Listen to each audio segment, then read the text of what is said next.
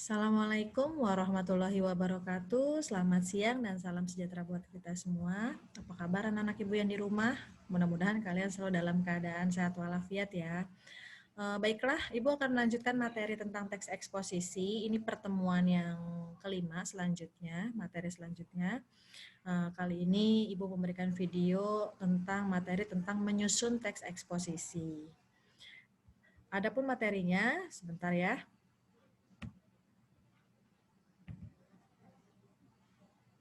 Oke, menyusun teks eksposisi, KD-nya masih sama pertemuan yang Senin terakhir kemarin kita Zoom sama-sama, yaitu menelaah isi struktur teks eksposisi berupa artikel ilmiah, populer, dari koran atau majalah, yang diperdengarkan atau dibaca. Dan indikatornya kali ini yang berbeda adalah langkah-langkah menyusun teks eksposisi.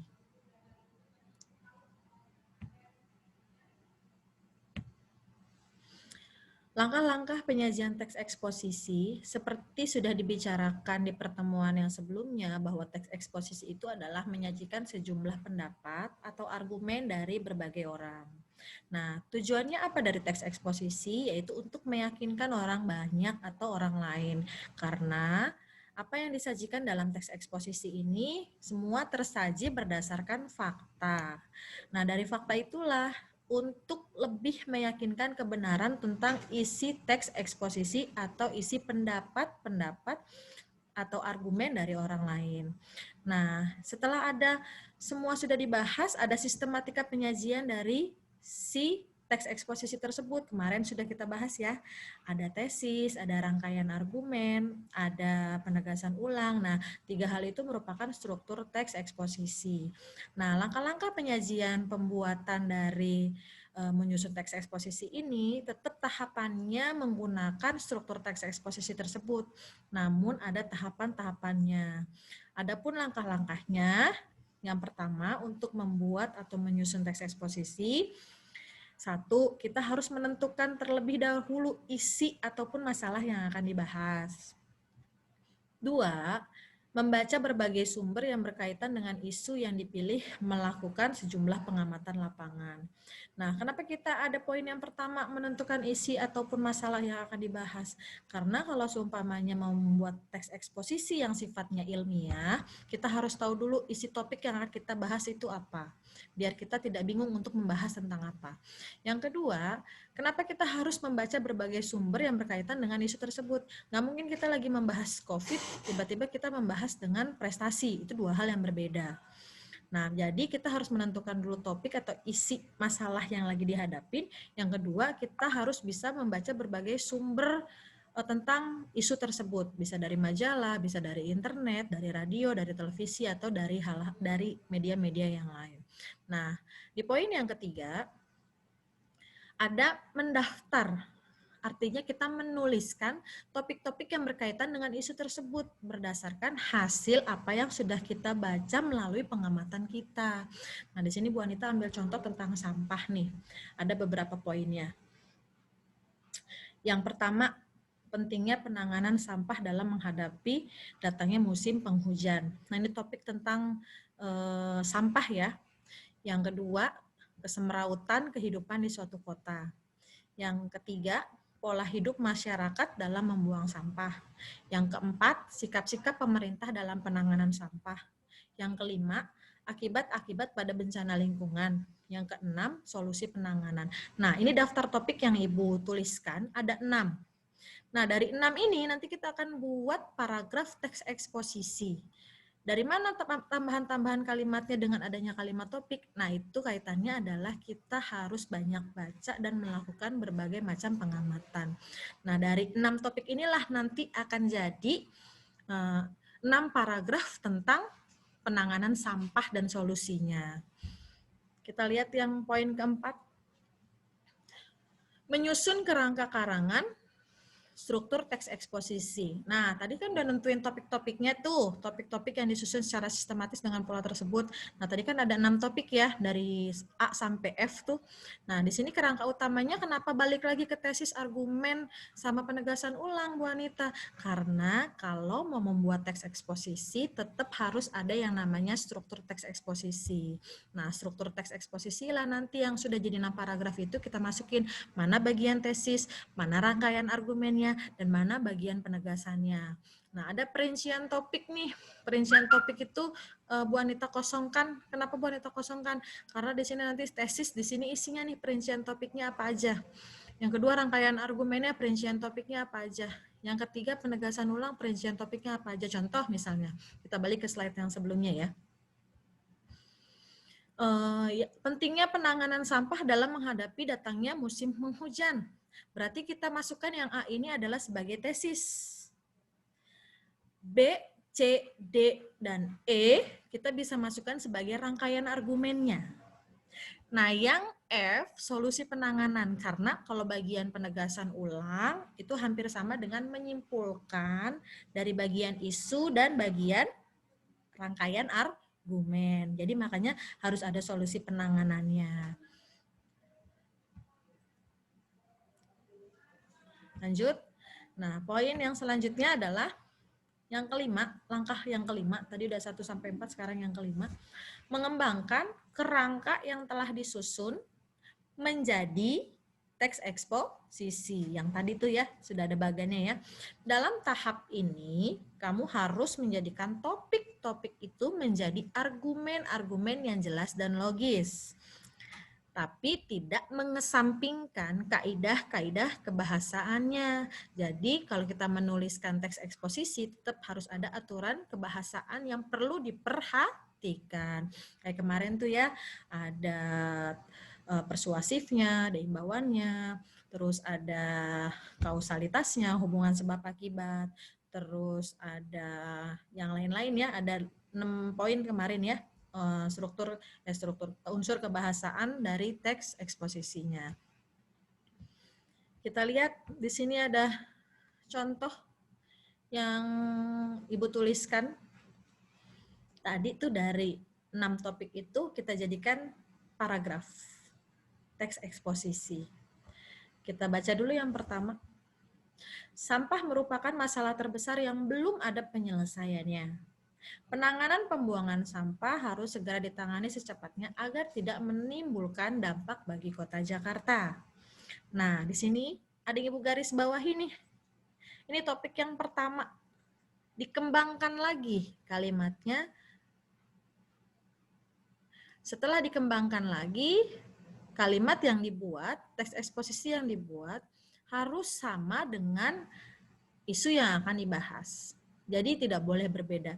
Kalau ini kan kita lagi ngebahas masalah sampah dan dampak banjir.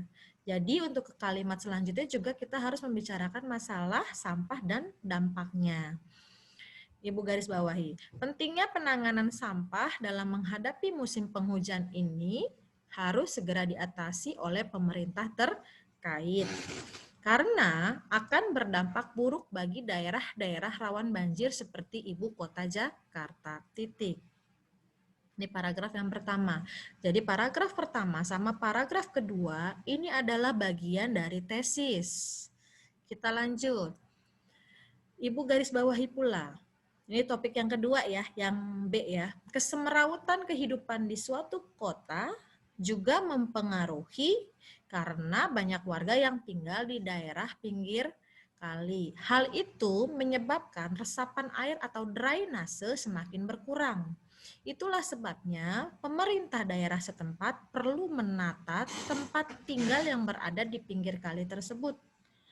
Mungkin dengan cara memindahkan warga tersebut ke tempat yang lebih layak. Nah, ini adalah masuk sebagai rangkaian argumen yang pertama. Rangkaian argumen yang kedua, Ibu garis bawahi. Pola hidup masyarakat kota dalam membuang sampah. Pola hidup masyarakat kota dalam membuang sampah juga salah satu yang menjadi andil dalam banjirnya Kota Jakarta. Kurangnya kesadaran untuk membuang sampah pada tempatnya menjadi penyebab banjir Ibu Kota Jakarta. Inilah alasannya yang membuat banjir di ibu kota Jakarta semakin parah. Perlu tindakan dari pemerintah untuk segera mengatasi hal tersebut. Ini adalah argumen yang kedua. Kita lanjut argumen yang selanjutnya. Argumen yang ketiga dari topik yang ketiga, sikap-sikap pemerintah dalam penanganan sampah. Sikap pemerintah dalam penanganan sampah juga sangat berpengaruh, karena ketegasan pemerintah pula lah yang akan menentukan sikap masyarakatnya. Pemerintah DKI Jakarta perlu menggalakkan pentingnya membuang sampah pada tempatnya.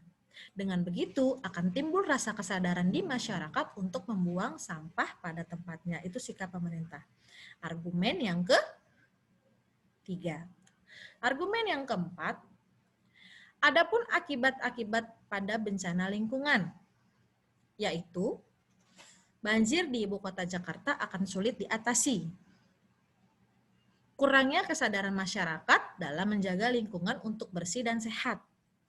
Akan semakin banyak timbulnya bangunan-bangunan liar di pinggir kali, dan sebagainya. Itulah akibat yang dapat terjadi saat musim penghujan datang. Nah, berarti di situ ada akibatnya. Itu rangkaian yang ke-5. Nah, yang ke-6 ini ada 2 paragraf terakhir, ini dikatakan adalah masuk sebagai penegasan ulang atau bentuk kesimpulan dari isu dan rangkaian argumen yang sudah tadi kita jabarkan. Pemerintah perlu memikirkan solusi penanganan yang tepat agar banjir di ibu kota dapat segera teratasi dengan membuat lebih banyak saluran air atau drainase di Jakarta, membuat lahan penghijauan, menggusur lahan liar di pinggir kali, dan tentunya membuat poster-poster di pinggir jalan tentang membuang sampah pada tempatnya. Jika hal tersebut sudah dilakukan oleh pemerintah daerah setempat, hanya tinggal menunggu kesadaran masyarakatnya untuk bisa melakukan apa yang dianjurkan oleh pemerintah. Nah, jadi 6 yang tadi itu, 6 topik yang dibahas itu, kita akan bisa jadikan sebuah paragraf teks eksposisi. Artinya kita mampu membaca banyak, terus kita menuliskan sesuai yang berdasarkan fakta. Jadi kalau misalnya membuat teks eksposisi, kenapa harus berdasarkan fakta atau data? Ya kita tidak bisa membuat sembarangan karena akan ada topik yang dibahas. Jadi Ibu yakin anak-anak Ibu yang di rumah pasti bisa membuat teks eksposisi. Kalau membuat teks eksposisi, kita harus tentuin dulu isunya apa, terus topik-topiknya yang akan mau kita bahas ada apa. Nanti baru kita buat paragrafnya. Setelah buat paragraf, masukkan ke strukturnya, tesisnya, rangkaian argumennya, serta penegasan ulangnya. Mudah ya, ini teks eksposisi yang Ibu buat, yang Ibu kembangkan sendiri dari topik-topik yang tadi, berdasarkan apa yang sudah Ibu baca, terus Ibu tuangkan dalam tulisan, dan jadilah struktur teks eksposisi yang lengkap.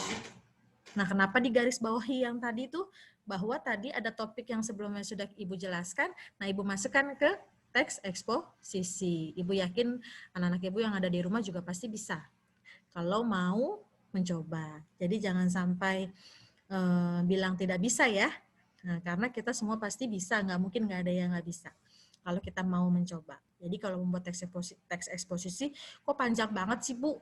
Teks eksposisi, kalau namanya teks eksposisi nggak mungkin sedikit, karena tadi balik lagi ke tadi, dengan strukturnya yang ada 3 itu. Rangkaian argumen kita nggak mungkin 1, tapi pasti lebih dari 1. Oke ya, anak-anak Ibu yang ada di rumah, sedikit penjelasan Ibu mudah-mudahan dapat dipahami. Sampai ketemu lagi untuk video yang selanjutnya, tapi masih kita teks eksposisi karena pembahasannya banyak. Terima kasih buat hari ini. Tetap jaga kesehatan di rumah. Kalau tidak penting-penting banget, jangan keluar rumah. Kalaupun andai kata keluar rumah, jangan lupa pakai masker. Jaga kebersihan, cuci tangan yang rajin. Semoga kita semua terhindar dari virus corona. Sehat selalu ya anak-anak Ibu yang di rumah. Terima kasih. Assalamualaikum warahmatullahi wabarakatuh.